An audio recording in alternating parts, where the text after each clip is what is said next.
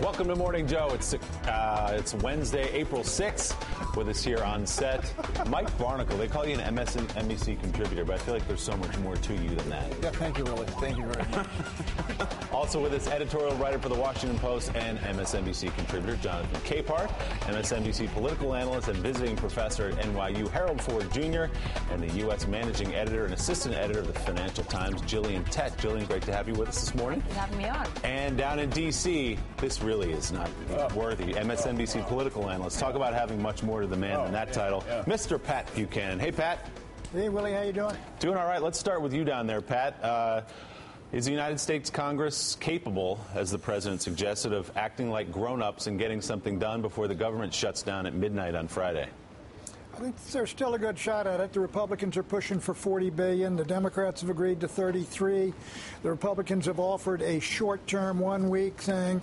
I think they're going to get it, or it's going to be a short shutdown, Willie. So, but the long-term thing, the Ryan proposal, that's big stuff. Yeah, Jonathan, it doesn't bode well for the long-term plan, the fact that we can't get anything done on a 6-month budget here in the short term. What does that say about the prospects for major changes for the long-term budget? Oh, please. I think Congressman Ryan deserves major kudos for actually putting proposals out there. Whether you think they're crazy, whether you think they'll actually see the light of day of being passed, at least he's put a marker down.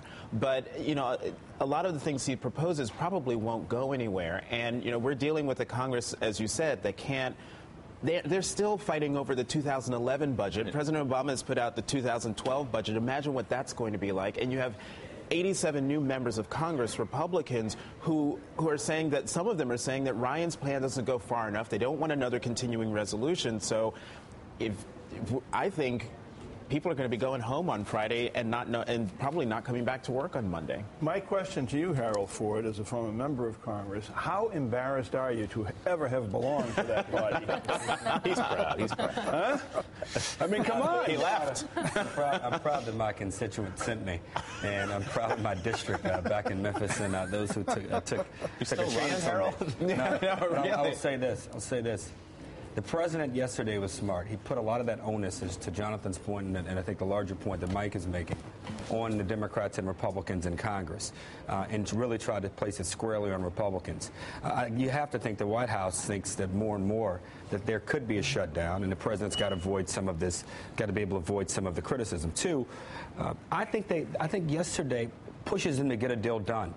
They realize, to Jonathan's point, that they want to get onto the bigger fight of the budget next year and really fighting over what the focus, the size, the extent of government's role, and for that matter, the extent of government's activities in people's everyday lives. So I'm a little more hopeful this morning than I was yesterday, and I'm more encouraged by how the president handled it yesterday than I was just 2 days ago. Gillian, I mean, you got to hope that at some point this is making Congress looking so stupid, not just in front of the eyes of the American people, but in front of the eyes of the world, that maybe, just maybe, it's going to concentrate minds a bit. And, you know, as you say, the really important thing is actually not what happens this year, because that's like arguing about that great line from David Walker, the comptroller, you know, it's a bar bill on the Titanic, they're arguing about the numbers. The really big thing is what's going to be the debate now, given Congressman Ryan's proposals. Let's get into some of this now. Back-to-back meetings at the White House and Capitol Hill yesterday. House Speaker John Boehner, as Pat said, floated an offer of $40 billion in cut. That's $7 billion more than the two sides had been discussing over the last week or so. After their summit meeting, in an unscheduled news conference, President Obama expressed his concerns over the looming shutdown. As many of you know this morning, we are now closer than we have ever been to getting an agreement. There's no reason why we should not get an agreement. As I said before, we have now matched the number that the Speaker originally sought. The only question is whether politics or ideology are going to get in the way of preventing a government shutdown. There's some things that we can't control. We can't control earthquakes. We can't control tsunamis. We can't control uprisings on the other side of the world. What we can control is our capacity to have a reasoned, fair conversation between the parties and get the business of the American people done. And that's what I expect. Almost immediately after the president spoke, John Boehner called a news conference of his own where he was decidedly less positive than the president was about their meeting. We've made clear that we're fighting for the largest spending cuts possible. We're talking about real spending cuts here, no smoke and mirrors. This is an important step that we face today in order to get real cuts. The White House is proposing cuts that are far beyond things that we would imagine. And so we wanted to get an agreement, and we want to keep the government open. And on Lawrence's show last night, The Last Word, Maryland Democratic Congressman Chris Van Hollen blamed the lack of compromise on the Tea Party. Speaker Boehner no longer has his hands on the steering wheel. I mean, this car is being driven by the Tea Party wing of the Republican Party in the House, and they are drag racing with the American budget and saying that if they don't get 100% of what they want, they're going to shut down the government. Pat, we've heard this from the Democratic side. Majority Leader Harry Reid has said the same thing over the last couple of weeks, that this is driven, that John Boehner is driven by fear of the Tea Party. What do you make of that argument? Well, there's no doubt that the Republican hawks would like a lot more, and Boehner is accommodating them to a degree, but this is just a talking point Van Hollen is making. But I do think this, Willie, if you take a look at it, the Republicans are saying Obama's come along and the Democrats have come along with the 33, but a lot of it's smoke and mirrors in there. That's why they want 40, and they're offering 1 week of the Democratic proposal, and the House passes that. And I have a hard time seeing Harry Reid in the Senate saying we don't accept a 1 week extension. We're going to shut down the government. So I think Boehner's not going to get everything he wants. My guess is you're going to wind up with 35 or 36 billion dollars. But again, the big issue, frankly, is down the road, this Paul Ryan budget, which is going to be a major, major issue for the Republican Party. Those guys are going to have to walk up into the well of the House and vote for something. It could be fatal for a lot of them. Jonathan, Pat is absolutely right. The larger issue is the proposed budget issued yesterday by Paul Ryan and the Republicans.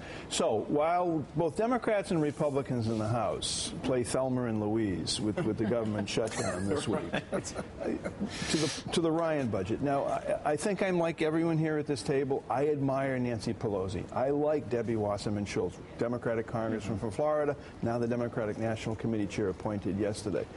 Speaker Pelosi, former Speaker Pelosi, said the Ryan budget was a path to poverty. Debbie Wasserman Schultz said it was a death trap for seniors. What is wrong with these people that they can't take a look at this thing, which I haven't done? Okay, there's some things I like, there's some things I don't like. Let's sit down together and work it out. Well, it's because everyone is Where's their plan?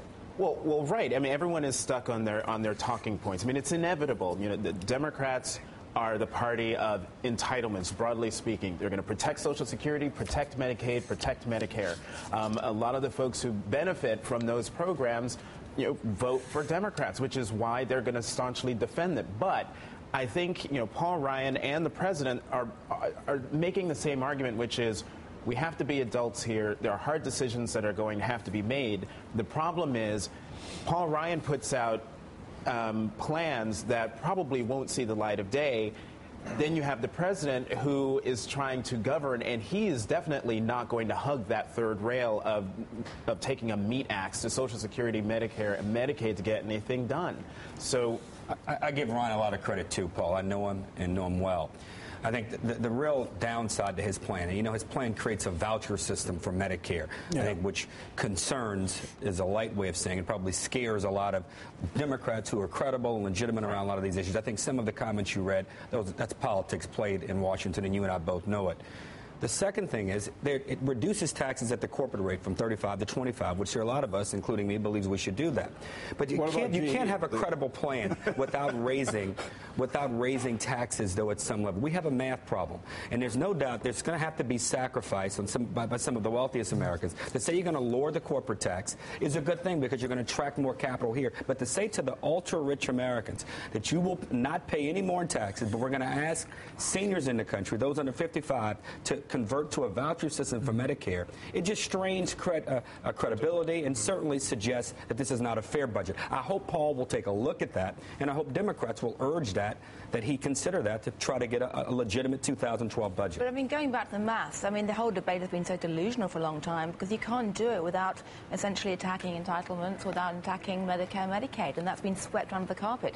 So at least it's on the table now. Absolutely. Everyone's talking about it, and that is to be celebrated. But it's got to be fair. I think there's a fairness test that has to come about as well, and it's hard for, put aside Democrat or Republican, I'm an American, and it doesn't make sense to me to say we're going to ask all these cuts and a lot of the entitlement programs, which we should, and I'm an advocate for, but you have to also look at what's fair and what's fair to ask of every American. But let me say, look, when you get down to it, I don't think the Democratic Party is going to take any serious cuts in Social Security, Medicare, or Medicaid. I don't think the Republicans are going to sign on to significant tax increases or defense cuts. Quite frankly, I think the country is really headed down the road toward the cliff. And I don't see, given the composition of both parties in the Congress, how you're going to reach some kind of compromise that's going to pull us back when you're getting already the reaction you are to Paul Ryan's plan. The interesting question is when has America taken radical decisions without a crisis to actually galvanize minds and unite people? And maybe it's going to take a bond market crisis. Maybe it's going to take a financial crisis. I mean, they didn't get hard. We already had one. But if you don't act, you're going to have the dollar. Right. The larger question is, but the capital markets will punish. The crisis could be the debt ceiling. Yeah. You know, the debt ceiling vote is the thing that's the next big emergency vote that will happen, and you've got people on Capitol Hill who are actually saying they couldn't care less about the full faith and credit of the United States. Let the country default for the first time in its history. But imagine what that would do. Put America on the couch and psychoanalyze and say, why does it have to go to a crisis? Why is this always this drama? But it might well be, Pat, and you could chime in here because you're of an age, as I am of an age, to remember growing up around people who knew the meaning of the word sacrifice. You leave your job, you leave your home, you go fight a war on 2 different continents around the world, you come back, you raise your family, you build your homes, you go to school, you send your kids to school. All of it with enormous sacrifice. Today, Americans think sacrifice means going without, I don't know, what, the latest version of the iPad 2. I mean, I don't know any longer. Well, Mike, Pat, one more thing before you help me out here. Sacrifice also means that companies like General Electric and other large companies, they pay their fair share of taxes because we pay more than our fair share of taxes. You know, Mike, I think you're exactly right. The country you grew up in understood sacrifices. We grew up in the 50s. Everybody submits to the draft, and you go off for 2 years or for your 6 months. And the budgets were balanced, and these folks, they did their job, the World War II generation. I think we've got a generation, a country, and a generation of politicians, quite frankly, that's simply not up to doing this. And for whatever reason, when you're talking about a $1.65 trillion deficit and they're already attacking Paul Ryan for his proposals, I really think, you have to bet that we're going to reach the edge of the cliff before these guys get together. And Pat, as Mike mentioned, Nancy Pelosi tweeted out almost immediately when Paul Ryan went public with his plan yesterday, the GOP budget is a path to poverty for America's seniors and children and a road to riches for big oil. And Debbie Wasserman Schultz, the congresswoman from Florida, saying these are death traps for seniors. Imagine if part of Paul Ryan's plan said in 2 years we will definitely raise taxes on the highest earners. Imagine how much more credibility would have had with Democrats, and would have made that statement by Speaker Pelosi and newly minted chairwoman of the Democratic Party, Schultz, look silly if he had included that. That's the kind of thing, those are the kinds of proposals I think we actually need. All right, we're going to continue this debate all morning long. Coming up, we'll bring in Senator Jon Tester and former Senator Bill Bradley. Also, Dennis Quaid going to be here on the set a little bit later on, and NAACP President Ben Jealous will join us as well, and Mike Barnicle will tell us once again how he walked 5 miles, was it 5 miles uphill in the snow to go to school back in the day? 7. You and Pat reminiscing. 7 miles. After the break. I carried his book bag. The Politico playbook is next. The Obama administration already planning to use Paul Ryan's budget plan as ammunition in the 2012 election.